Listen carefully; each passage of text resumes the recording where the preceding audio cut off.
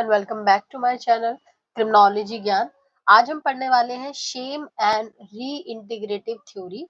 ये one of the important theory है। इसे सोशियोलॉजी में भी पढ़ा जाता है और क्रिमिनोलॉजी में भी पढ़ा जाता है। ये थ्योरी बहुत ज्यादा इम्पोर्टेंट है क्योंकि ये इसका जो रोल है हम अब क्रिमिनल जस्टिस सिस्टम में भी इसका हम रोल देखने को हमें मिलता है, स्पेशली पेनोलॉजी में। तो देखते हैं कि शेम एंड रीइंटीग्रेटिव थ्योरी क्या है, इसे किसने दिया। अगर आप मेरे चैनल पर नए हैं तो आप मेरे चैनल को सब्सक्राइब कर सकते हैं और साथ में बेल आइकन को भी दबाइए ताकि आपसे कोई नोटिफिकेशन मिस ना हो। और वीडियो को बिल्कुल एंड तक देखिएगा क्योंकि वीडियो के एंड में इसी लेक्चर से रिलेटेड एक क्वेश्चन है जो कि आप लोगों को अटेम्प्ट करना है और मुझे नीचे कमेंट बॉक्स में इसका आंसर करना है। So without any further delay let's get into the video. Shame and reintegrative theory है वो दी है जॉन ब्रेथवेट ने। जॉन ब्रेथवेट का जन्म 30 जुलाई 1951 में हुआ। वो एक क्रिमिनोलॉजिस्ट थे और एक डिस्टिंग्विश्ड प्रोफेसर थे ऑस्ट्रेलियन नेशनल यूनिवर्सिटी में। क्योंकि वो एक क्रिमिनोलॉजिस्ट थे तो उनका जो मेन इंटरेस्ट था वो था रिस्टोरेटिव जस्टिस में, शेम मैनेजमेंट में और री इंटीग्रेशन, क्राइम प्रिवेंशन में। समझते हैं कि रिस्टोरेटिव जस्टिस क्या होता है। रिस्टोरेटिव जस्टिस होता है जहां पर जो ऑफेंडर कोई हार्म करता है उस हार्म को वापस से कैसे रिस्टोर किया जाए, यानी कि जो उसने हार्म पहुंचाया है उस हार्म को कैसे ठीक किया जाए, किस हद तक ठीक किया जा सकता है। That is restorative justice. Shame management मतलब इंड्यूसमेंट ऑफ गिल्ट। उसके अंदर वो शेम लेकर आए कि जो उसने एक्ट किया है वो सही नहीं किया है। एंड री इंटीग्रेशन की बात करते हैं तो री इंटीग्रेशन क्या होता है कि जहां पर ऑफेंडर को वापस से सोसाइटी में, उसकी कम्युनिटी में री इंटीग्रेट किया जाता है, वापस से इंट्रोड्यूस किया जाता है उसकी सोसाइटी में as a law abiding citizen, ठीक है, ताकि क्राइम को प्रिवेंट किया जा सके। तो एज अ क्रिमिनोलॉजिस्ट उनका मेन जो इंटरेस्ट था वो इन्हीं सभी चीजों में था।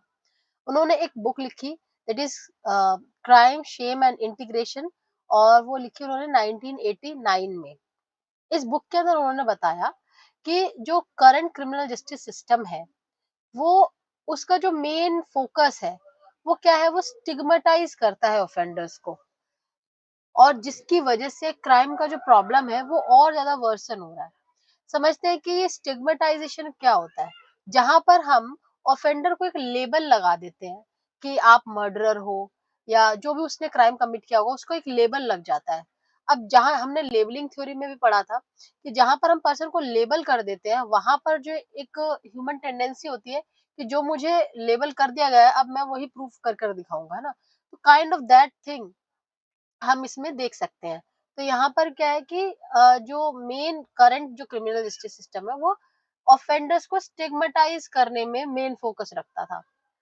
अगर मैं इंडिया की बात करूं तो इंडिया में आज अब के टाइम पर क्रिमिनल जस्टिस सिस्टम में अगर हम ये बात करें कि ऑफेंडर्स को क्या हम स्टिग्मेटाइज करते हैं, नहीं, ऐसे बहुत सारे प्रोविजंस अब हमारे क्रिमिनल जस्टिस सिस्टम में आ गए हैं, है ना। जहाँ पर हम देखते हैं कि हम जैसे फर्स्ट टाइम ऑफेंडर होते हैं और जो जिनमें जिनको अब जो हैबिचुअल ऑफेंडर हो गए उनसे अलग रखा जाता है, क्योंकि कहीं ना कहीं हम मानते हैं कि रिहैबिलिटेशन का स्कोप है अभी भी रह गया है। फर्स्ट टाइम ऑफेंडर जिन्होंने ऑफेंड किया है फर्स्ट टाइम, उनमें अभी भी रिहैबिलिटेशन का स्कोप कहीं ना कहीं है। और साथ के साथ और भी हम क्या प्रैक्टिसेस देखते हैं, अगर हम इंडिया में उन बच्चों से डील कर रहे हैं जैसे juveniles in conflict with law, वहां पर भी हम देखते हैं कि जो उनके रिकॉर्ड्स होते हैं, जो क्रिमिनल रिकॉर्ड्स होते हैं, वो केस कंप्लीशन के बाद डिस्ट्रॉय कर दिए जाते हैं, एक्सेप्ट इन फ्यू केसेस। लेकिन मोस्ट ऑफ द केसेस में क्या होता है, वो जो उनके रिकॉर्ड्स होते हैं वो डिस्ट्रॉय कर दिए जाते हैं, ताकि जो जो फर्दर स्टिग्मा होगा उस बच्चे को दिया जाएगा बाय सोसाइटी या कम्युनिटी, वो ना हो। वो कहीं भी मेंशन नहीं किया जाता कि ये पर्सन जो है वो क्रिमिनल है, तो वो रिकॉर्ड जो है हटा दिया जाता है। तो इस थ्योरी को हम positivist control of restorative justice भी कहते हैं। और इस थ्योरी का जो मेन कॉन्सेप्ट है वो है री इंटीग्रेटिव शेमिंग का। अब समझते हैं कि री इंटीग्रेटिव शेमिंग क्या होता है, जहां पर हम शेम इंड्यूस कर रहे हैं, जहां पर हम एक पर्सन के अंदर गिल्ट लेके आ रहे हैं, लेकिन एक री इंटीग्रेटिव मैनर में, एक डिसरिस्पेक्टफुल मैनर में नहीं, एक री इंटीग्रेटिव मैनर में लेके आ रहे हैं। इस थ्योरी के अकॉर्डिंग ऐसी सोसाइटीज जहां पर क्राइम हो रहा है और वहां पर जो शेम इंड्यूस कर रहे हैं हम ऑफेंडर पर, उसको बहुत इफेक्टिवली कम्युनिकेट किया जा रहा है, तो उन सोसाइटीज में जो क्राइम का रेट है वो बहुत कम होता है। यहाँ पर जो भी हम शेम कम्युनिकेट कर रहे हैं, तो ये इंडिविजुअल लेवल पर और कम्युनिटी लेवल पर ही रिज़ॉल्व हो कर लिए जाते हैं। पुलिस को इतना इन्वॉल्व नहीं किया जाता है। तो अच्छी बात है कि अगर सोसाइटल लेवल पर ही चीज़ें क्लियर हो जाती हैं, तो इतना जो हमें क्रिमिनल जस्टिस सिस्टम का जो टीडियस प्रोसेस है, वहाँ पर इन्वॉल्व नहीं होना पड़ता। तो ब्रेथवेट ने सजेस्ट किया कि अगर कोई ऑफेंडर जो है, उसको अगर हम गिल्टी फील करवा दें, उसने जो भी किया है, तो वो फर्दर क्राइम करने से जो है बचेगा। कोशिश करेगा कि वो फर्दर वो क्राइम ना करे। अब समझते हैं कि रीइंटीग्रेटिव शेमिंग और स्टिग्मेटाइजेशन में फ़र्क क्या है? देखो दोनों में हम शेम लेकर आ रहे हैं, है ना? यहाँ पर भी हम उसको शेम दे रहे हैं और स्टिग्मेटाइजेशन में भी हम उसको शेम फ़ील करवा रहे हैं। लेकिन दोनों में फ़र्क है। रीइंटीग्रेटिव शेमिंग में हम क्या करते हैं, एक्ट को लेबल करते हैं। जो भी उसने काम किया है, जो भी उसने बुरा काम किया है, उसको हमने कहा है कि वो गलत काम किया है तुमने। हमने एक्ट को लेबल किया है। लेकिन स्टिग्मेटाइजेशन में हम क्या करते हैं, एक्टर को या वो पर्सन को लेबल कर देते हैं। अब एक एग्जांपल से समझते हैं इसको। जैसे कि मान लेते हैं कि एक आदमी ने चोरी करी है, ठीक है? अब मैं अगर रीइंटीग्रेटिव शेमिंग लाऊँ इधर, तो वो कैसे होगा? मैं उसे क्या कहूँगी कि आप इंसान अच्छे हैं, मगर आपने जो ये चोरी करी है, ये चोरी जो एक्ट है, ये गलत है, ठीक है? लेकिन यही अगर मुझे स्टिग्मेटाइज़ करना है उस पर्सन को, तो मैं कैसे कहूँगी कि आप चोर हैं, आपसे मुझे बात नहीं करनी चाहिए, आप बुरे इंसान हैं। इस यहाँ पर हमने क्या उस पर्सन को ही लेबल कर दिया और रीइंटीग्रेटिव शेमिंग में हमने एक्ट को लेबल करा है। तो रीइंटीग्रेटिव शेमिंग में क्या होता है, it is kind of forgiving. हम यहाँ पर लोगों को माफ करते हैं कि आप इंसान अच्छे हैं, लेकिन आपने जो काम किया है वो गलत है, आप उसे सुधार दीजिए, हम आपको एक्सेप्ट करने के लिए तैयार हैं। लेकिन स्टिग्मेटाइजेशन में क्या होता है कि हम उस पर्सन को एक्सेप्ट नहीं करते हैं, हम उसे गलत मान लेते हैं कि भाई तुम्हारे अंदर कोई स्कोप नहीं है रिहेबिलिटेशन का, रिस्टोरेशन का, हमें तुम अपनी सोसाइटी में, अपनी कम्युनिटी में नहीं चाहिए। नेक्स्ट इसमें क्या होता है कि रीइंटीग्रेटिव शेमिंग में मेन फोकस किस में रहता है कि कम्युनिटी में वापस उस पर्सन को कैसे एक्सेप्ट किया जाए, उस पर मेन फोकस रहता है। लेकिन स्टिग्मेटाइजेशन में क्या होता है कि जो लेबल उसको दिया गया है, उसको वैसे ही चलता है वो पूरे टाइम। अब उसे हटाने के लिए कोई ज़हमत नहीं उठाता।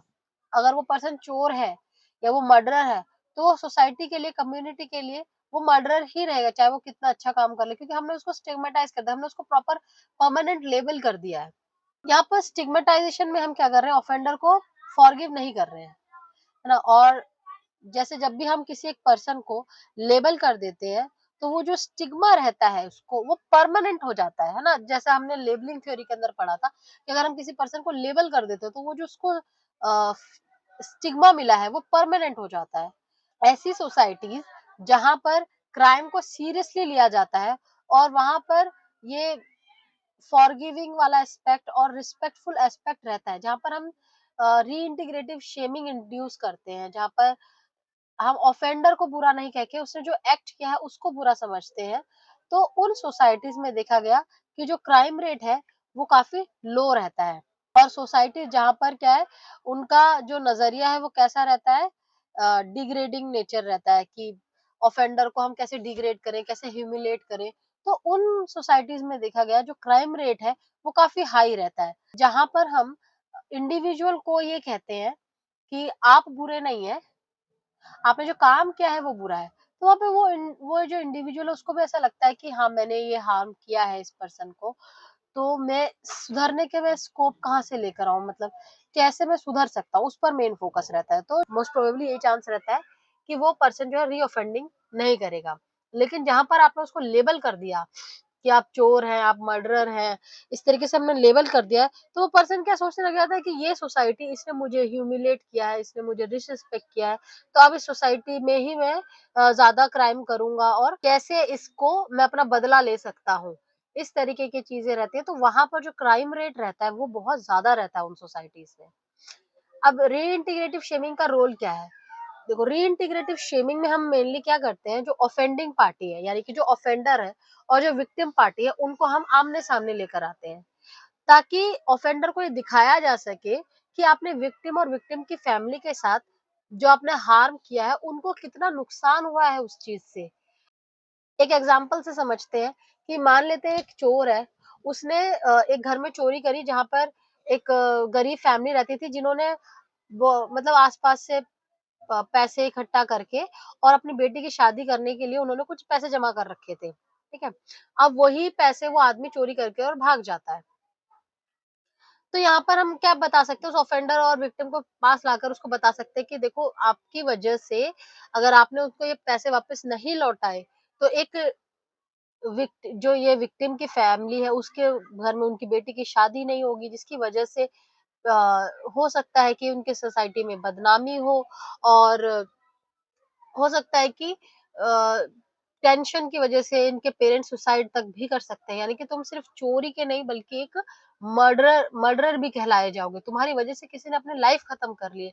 तो इस तरीके से हम ऑफेंडर को क्या है, उसको गिल्ट करा सकते हैं कि तुम्हारा तो बस ये था कि तुमने पैसे चोरी करे और तुम भाग गए, लेकिन उसके पीछे से जो तुमने इतना ज़्यादा हार्म किया है उस विक्टिम और विक्टिम की फैमिली को, जो तुम्हें नहीं दिख रहा है, वो हम तुम्हें दिखाते हैं। तो ये एक रीइंटीग्रेटिव शेमिंग का जो रोल रहता है कि ऑफेंडर और विक्टिम को आमने-सामने लाकर उसको वो हार्म दिखाना। ऑफेंडर जो है यहाँ पर विक्टिम और कम्युनिटी के साथ रिकंसाइल करता है। वापस से आता है, विक्टिम से मिलता है, उनकी कम्युनिटी से मिलता है। रीइंटीग्रेटिव शेमिंग का और अगर हम रोल देखें, तो जो नॉन वायलेंट ऑफेंडर्स हैं, जो फर्स्ट टाइम ऑफेंडर्स हैं, उनको हम जेल ना भेजें, और ना भे क्योंकि जेल में आप जानते हैं कि प्रिज़न सब कल्चर आप समझते होंगे कि प्रिज़न सब कल्चर में क्या होता है, ऑलरेडी जो पीएचडी करे हुए हैं क्राइम में, उन लोगों के साथ एक फर्स्ट टाइम ऑफेंडर मिल रहा है, तो जो भी जितना भी टाइम पीरियड वो जेल में बिताएगा, लेट्स से 5 साल, 10 साल, तो 5 साल, 10 साल बहुत ज़्यादा टाइम हो जाएगा, जहाँ पर वो एक इंडिविजुअल जो है वहाँ पर उसी एनवायरनमेंट में रह रहा है, उसी कल्चर में रह रहा है और वही सारी चीज़ें सीख रहा है। एक जेल में ओवर क्राउडिंग का प्रॉब्लम है, और भी बहुत सारी सिचुएशंस हैं जो खराब हैं। और वो उस ब्रूटल कंडीशन में रहकर वो क्या है, उसके अंदर जो ह्यूमैनिटी जो थोड़ी बहुत बची हो थी, वो सब खत्म हो जाती है, और जो रिहैबिलिटेशन का स्कोप वगैरह सब खत्म हो जाता है।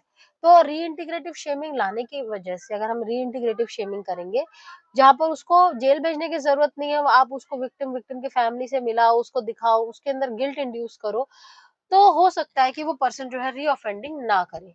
रीइंटीग्रेटिव शेमिंग क्या है, इनोवेटिव वे है पनिशमेंट का। जो सोसाइटी में जो लोग हो रहे हैं, वो लॉ अबाइडिंग सिटीजन रहे। तो जब ऑफेंडर में हम वो गिल्ट रिड्यूस करेंगे, वो शेम लेकर आएँगे, तो मोस्ट प्रोबेबली चांसेस क्या रहेंगे कि वो पर्सन जो है लॉ अबाइडिंग सिटीजन में कन्वर्ट हो जाए। रेसिडिविज़्म जो हैबिचुअल ऑफेंडर होते हैं, जहाँ जहाँ पर्सन बार-बार क्राइम कमिट करता है, वो चीज़ें भी हमें कम देखने को मिलेंगी। अब समझ देखते हैं इसका प्रैक्टिकल इम्प्लीकेशन क्या है। एक बहुत अच्छा और शानदार एग्ज़ाम्पल है, अफ़गानिस्तान में नानंते करके एक सेरेमनी सेलिब्रेट किया जाता है। अब समझते हैं ये नानंते क्या होता है? नानंते एक सेरेमनी है जो कि अफ़गानिस्तान में मनाया जाता है, जहाँ पर ऑफेंडर जो है कम्युनिटी फेस्ट के लिए खाना लेकर आता है। अब ये जो कम्युनिटी फेस्ट में जो ये खाना बनता है, ये जो खाना है ये जनरली विक्टिम के घर पे बनाया जाता है, जहाँ पे विक्टिम भी पार्टिसिपेट करता है खाना बनाने में। अब यहाँ पर देखो, यहाँ पर क्या समझने की ज़रूरत है कि जो विक्टिम और ऑफेंडर है, तो विक्टिम उसके साथ खाना बनाने के लिए तभी रेडी हुआ होगा ना जब उसने उसको माफ़ कर दिया है।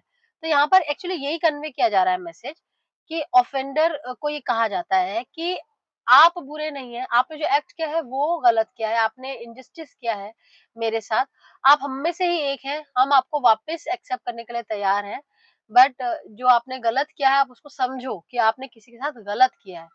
तो ये एक प्रैक्टिकल इम्प्लीकेशन देखा गया अफ़गानिस्तान में। इसी तरीके से जापान में भी जो रीइंटीग्रेटिव शेमिंग का कॉन्सेप्ट है, जहाँ पे स्कूल्स में अगर बच्चे आपस में लड़ते हैं या फिर कोई चोरी कर लेता है, तो वहाँ पर भी ऐसे रीइंटीग्रेटिव शेमिंग को इंड्यूस किया जाता है। पेरेंट्स को, बच्चों को आपस में इन्वॉल्व किया जाता है, उनसे बातें कन्वे करवाई जाती हैं, उनसे पूछा जाता है कि आपने ये ऐसा क्यों किया, और कैसे उसको रिस्टोर किया जा सकता है, कितना उस हार्म को रिस्टोर कराया जा सकता है। तो ये सारी जो है प्रैक्टिकल इम्प्लीकेशंस हैं रीइंटीग्रेटिव शेमिंग की। अब इसी लेक्चर से रिलेटेड मैं आपसे एक क्वेश्चन पूछ रही हूँ कि according to Braithwaite what is the potential consequence of stigmatising shaming? अगर आप किसी ऑफेंडर को स्टिग्मेटाइज शेमिंग करते हैं या किसी भी पर्सन को स्टिग्मेटाइजिंग शेमिंग करते हैं, तो उसका पोटेंशियल कॉन्सिक्वेंस क्या होगा, उसका नतीजा क्या हो सकता है? And the options are increased likelihood of reoffending, decreased fear of societal norms, greater respect for authority, या इम्प्रूव्ड सोशल इंटीग्रेशन?